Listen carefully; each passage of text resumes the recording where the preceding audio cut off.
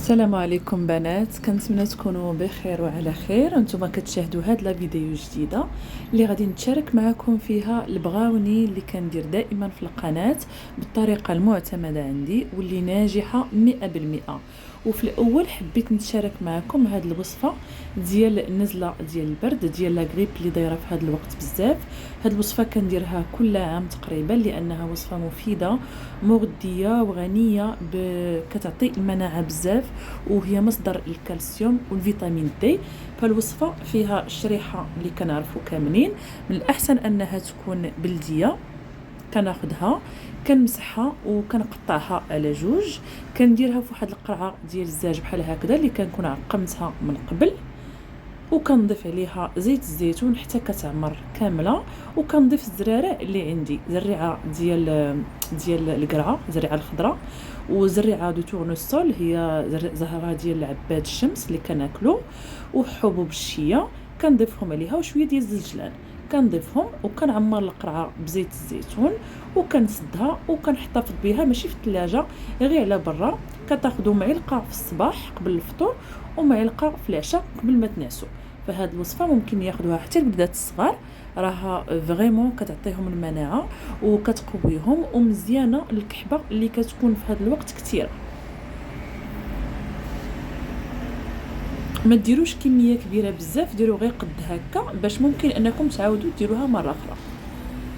ودابا غادي ندوزو باش نقدم البراوني اللي كنعطيها دائما. راه عندي الوصفه على 2 حلقات في القناه ديالي، ودابا حبيت نعاود نتشاركها معكم باش تكون هي الوصفه المعتمده عندكم. عندي هنا واحد الباكي ديال شوكولا باتيسيي اللي كناخذوه من الاسواق التجاريه، يا اما 55% اولا 72%. كنقطعوها وكندير معاها 110 غرام ديال الزبده، وإلا ما عندكش الزبده ممكن تعوضيها بزيت المائده. غادي نديرهم في حمام مريم باش يذوبوا، ومن بعد غادي ندوزو باش نكملوا التحضير ديال البغاوني. فهاد الوصفه كتجي هي سهله، كتوجد معكم في 10 دقائق، وفريمون كتجي معلكه وكتجي باينه فيها البنه ديال الشوكولا لان كتستعملي شوكولا من نوع جيد، كتعطي البراوني واحد المذاق اللي زوين.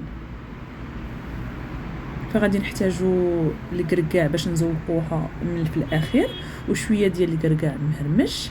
غادي نحتاجو 110 غرام ديال السكر سنيده، 3 ديال البيضات،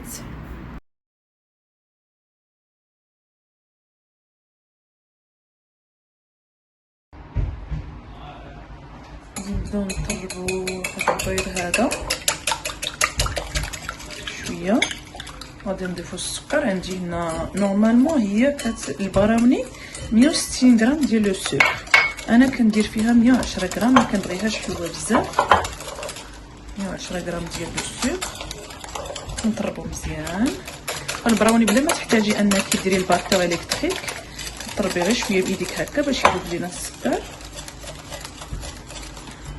من بعد كنضيفو الشوكولا اللي طاب لينا في حمام مريم.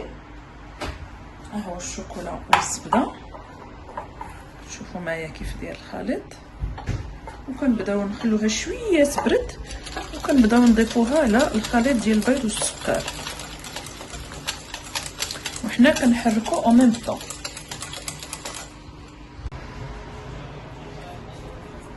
الوغ دابا غادي نبداو حنا كنحركو، نبداو نضيفو في الخليط تاع الشوكولا وحنا كنحركو بسرعه باش ما يذوبش، باش ما يطيبش لينا البيض. بحال هكذا حنا كنحركو.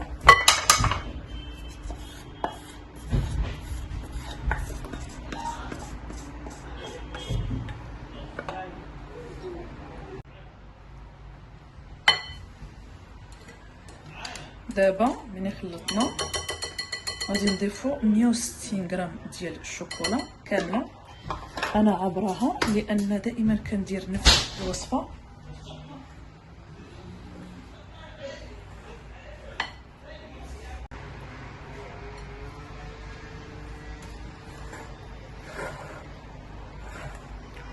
غادي نضيفو الكركاع مهرج حتى هو، وشويه ديال الخميره، مع ان البراوني ما كنديرش فيها الخميره ولكن انا كنفضل ندير غير شويه كتجي زوينه.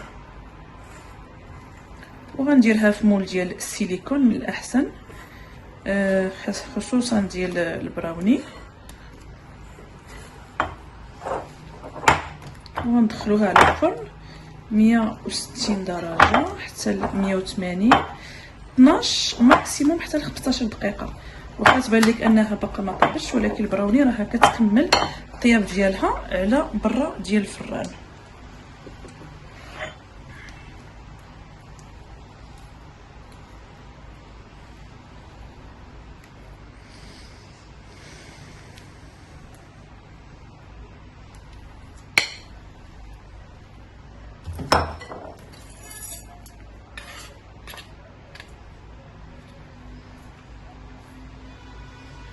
صافي كنحاولوا نيطاليوها على لو مول كامل، لان الشوكولا اون فوا كيبدا يبرد كيبدا يعقد شويه.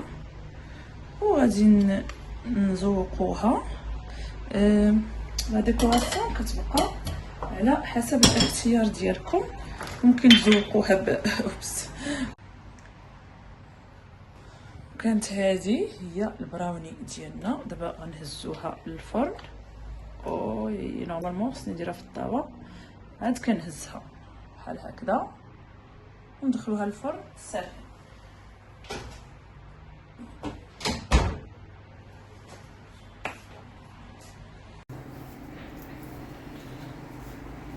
الوغ ها هي البراوني ديالنا ملي طابت. غادي نحاول اني نديرها فوق من ليغري باش تبرد معنا، نخليها تبرد شويه، نحطها فوق ليغري باش تبرد، عاد نديرها في الطبق ديال التقديم. ها هي البراوني بعد ما درناها فوق الكري كنخليوها حتى كتبرد مزيان، كنحطوها في الطبق اللي غادي نقدموها فيه، وكنقطعوها دي مورسو صغارين بحال دابا هاد الليمون هذا كيعطيني 16 قطعه، 4 هكذا و4 هكذا، 16 قطعه. ممكن انكم في الوقت ديال التقديم كتديروا ليها شويه ديال السكر كلاص، ممكن انكم تقدموها مع اون بول دو كلاص. راه كانت هذه هي الوصفه اللي كنشارك معكم دائما، كنتمنى انها تولي الوصفه المعتمده عندكم، ونشوفكم ان شاء الله في فيديو مقبل باذن الله.